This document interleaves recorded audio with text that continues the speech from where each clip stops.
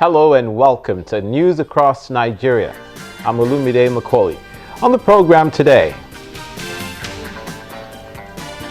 anti-graft body EFCC arraigns former governor of Abia State, Mgt Dev, at the Federal High Court in Lagos.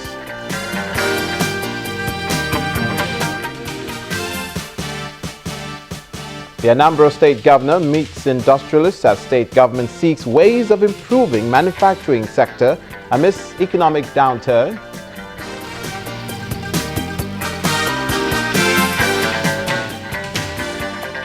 And more cultists embrace River State government's amnesty proposal.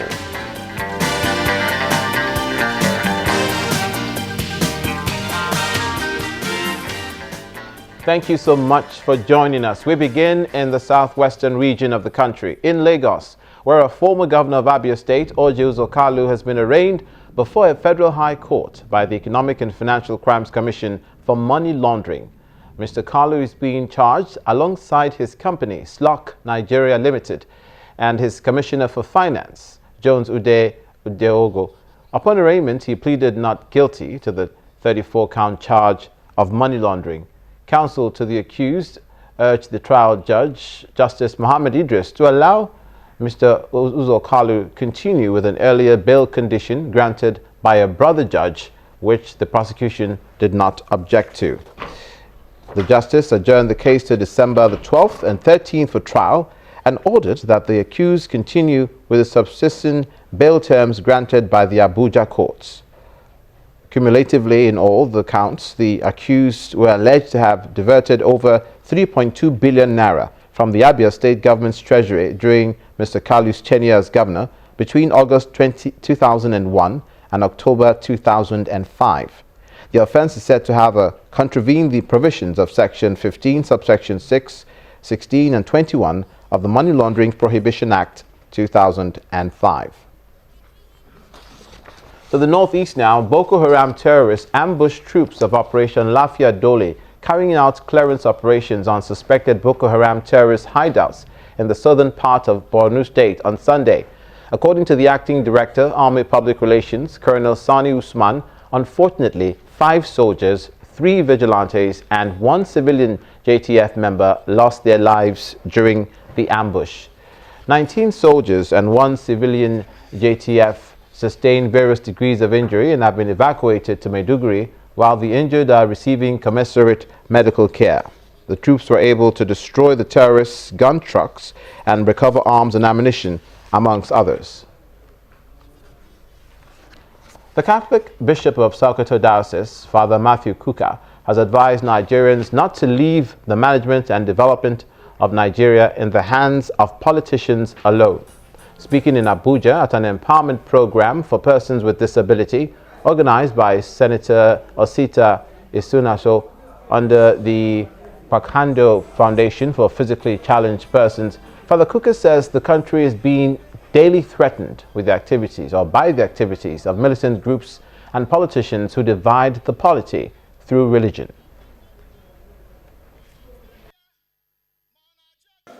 This country has gone through so much. We have shed so much blood. We are still going through the problems of Boko Haram. We are still going through the problems of the Shiites. We are still going through the problems of Avengers. And we are still going through the problems of Biafra. Everywhere you turn in Nigeria, the country is threatened.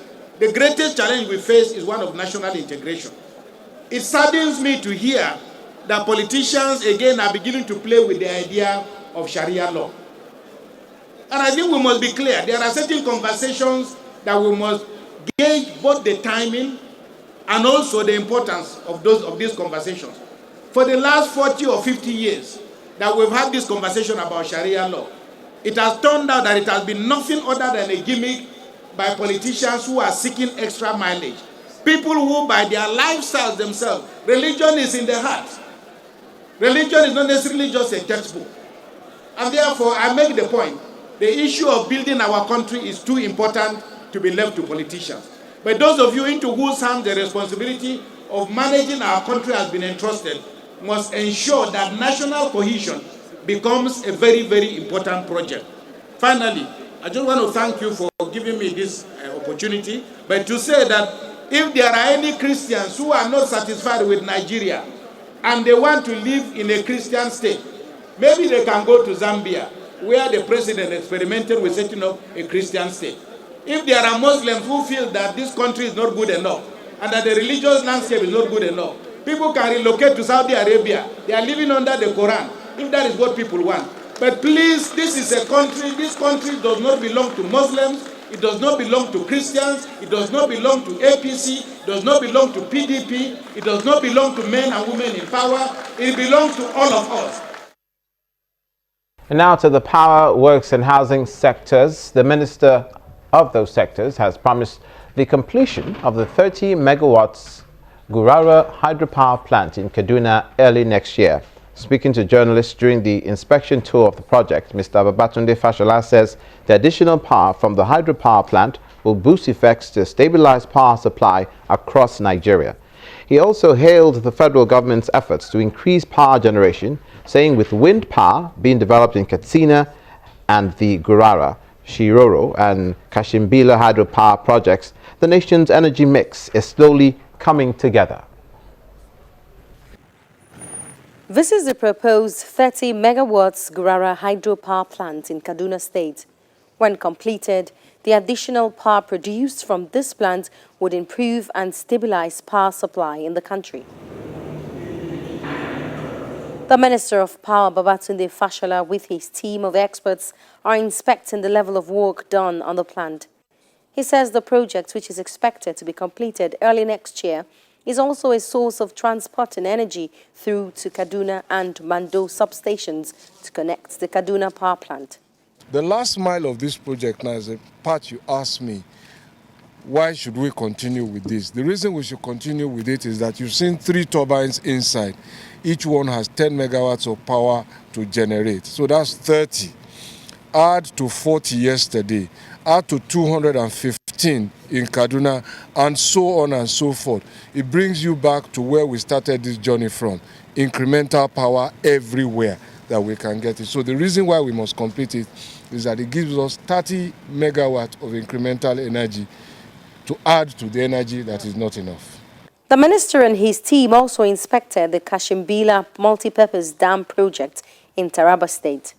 The dam, when completed, is expected to provide electricity and support agricultural ventures in the surrounding communities. This project has 3 phases and 3 objectives to it. First, to prevent an ecological disaster that science predicts will happen, and secondly, to provide from there electricity and to support agriculture. This is a Kashimbila 40 megawatt multipurpose dam for irrigation and electricity, but as I said, it was an ecological necessity.